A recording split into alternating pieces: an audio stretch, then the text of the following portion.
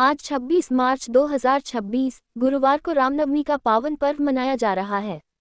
शास्त्रों के अनुसार भगवान राम का जन्म दोपहर के समय हुआ था, इसलिए मध्याह्न काल का मुहूर्त सबसे महत्वपूर्ण है। यहाँ आज के शुभ मुहूर्त, पूजन के रंग और शक्तिशाली मंत्रों की जानकारी दी गई है। 1. आज के शुभ मुहूर्त 26 मार्च 2026। भगवान राम का जन्मोत्सव मनाने के लिए आज दोपहर का समय सर्वश्रेष्ठ है। राम जन्मोत्सव मध्याह्न मुहूर्त सुबह के 11:13 से दोपहर के 1:41 तक। सबसे शुभ क्षण जन्म समय दोपहर के 12:27। इस समय भगवान की आरती और जयकारे करना अत्यंत फलदायी है। विजय मुहूर्त दोपहर के 2:20 से दोपहर के 3:19 तक नए कार्यों की शुरुआत के लिए। अमृतकाल दोपहर के 1:05 से दोपहर के 2:38 तक। 2. पूजन के शुभ रंग भगवान राम विष्णु के अवतार हैं और उन्हें पीला रंग अत्यंत प्रिय है। आज के दिन इन रंगों का प्रयोग करें। पीला येलो ये ज्ञान, संपन्नता और भगवान विष्णु का प्रिय रंग है। पूजा में पीले वस्त्र पहने और भगवान को पीले फूल अर्पित करें। केसरिया नारंगी यह ऊर्जा और भक्ति का प्रतीक है।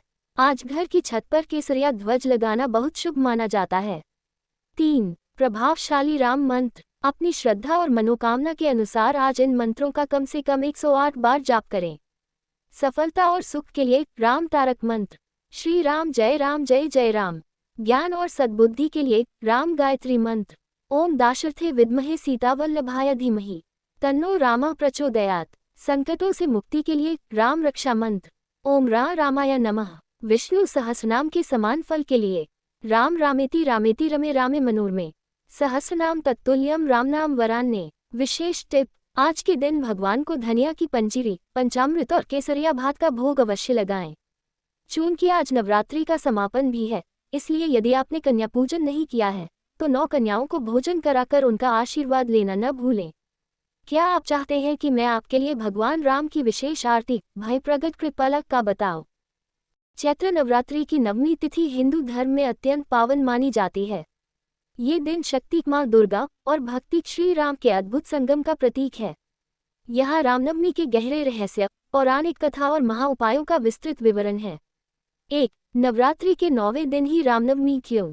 आध्यात्मिक रहस्य नवरात्रि के 9 दिन शक्ति की उपासना के होते हैं।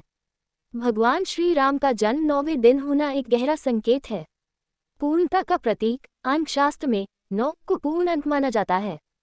श्री राम मर्यादा पुरुषोत्तम है, यानी मानवता की पूर्णता, इसलिए उनका जन्म 9वीं तिथि को हुआ। अधर्म पर विजय रावण का वध करने के लिए श्री राम ने स्वयं देवी शक्ति की आराधना की थी।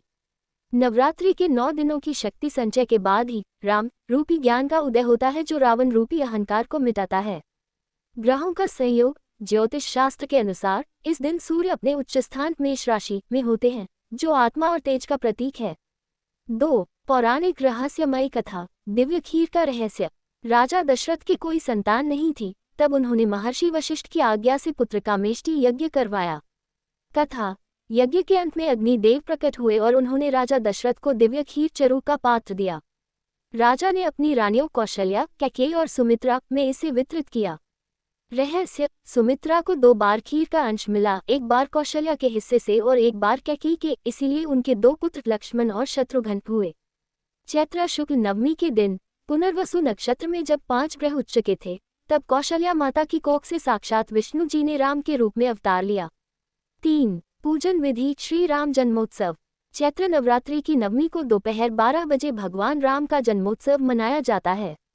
पंचामृत स्नान श्री रामलला की मूर्ति को दूध, दही, घी, शहद और चीनी से स्नान कराएं। पीले वस्त्र भगवान राम को पीले रंग के वस्त्र, पीले फूल और चंदन अर्पित करें। भोग धनिया की पंजीरी, पंचामृत और केसरिया भात मीठे चावल का भोग लगाएं। आरती भय प्रगट कृपाला दीनदयाला गाकर आरती करें। 4. रामनवमी के महा उपाय जो बदल देंगे भाग्य यदि आप विशेष बाधाओं से जूझ रहे हैं तो ये उपाय अचूक माने जाते हैं।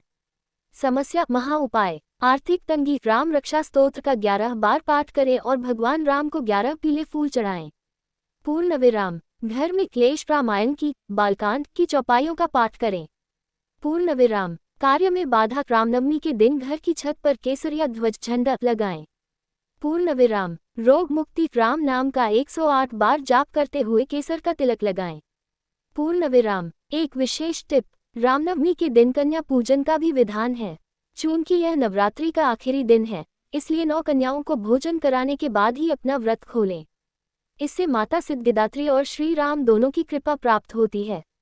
क्या आप चाहते हैं कि मैं आपके लिए श्री राम रक्षा स्तोत्र या विशेष आरती लिखूं?